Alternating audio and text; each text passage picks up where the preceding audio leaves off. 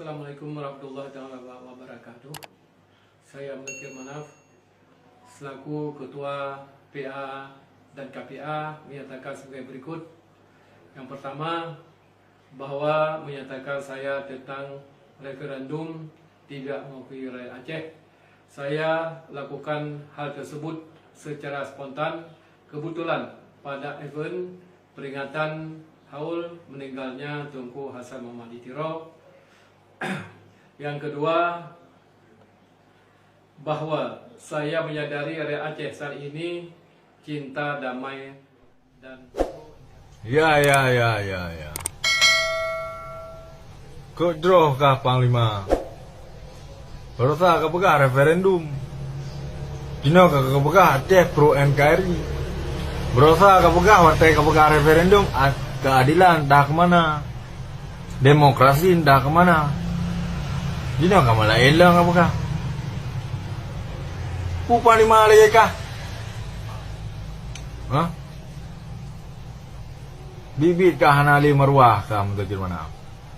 Lebih ke kaji rakyat biasa mendeng. Baik kah urung-urung roh ya ceh. Kah nahi siro Panglima. Panglima Acehan luar biasa. Menyok siro Panglima di hari Acehnya luar biasa emang. Contoh lagi almarhum Abdullah Syafi'i, almarhum Isa Daud, almarhum Ahmad Kandang. Ini baru ke Panglima. Hanaya ke mati, Hanakusun, Kelengkekah. Baru lagi yang digertak di Indonesia, kamu kekert tu. Kata YouTube dengar kat malam. Panglima lagi kah? Tak apa Panglima roh tu. Lebih ke kacok cangkul kaku gok dah. Apalah padi undang. Je rakyat biasa. Tu je Panglima. Hana fungsi kah Panglima dia Aceh? Nampung.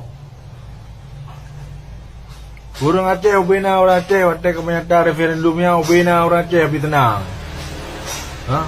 Jina ubina orang Aceh kecewa kah? Betul-betul kah dicap pengkhianat? Dia orang Aceh masa bodohnya. Ingat ya.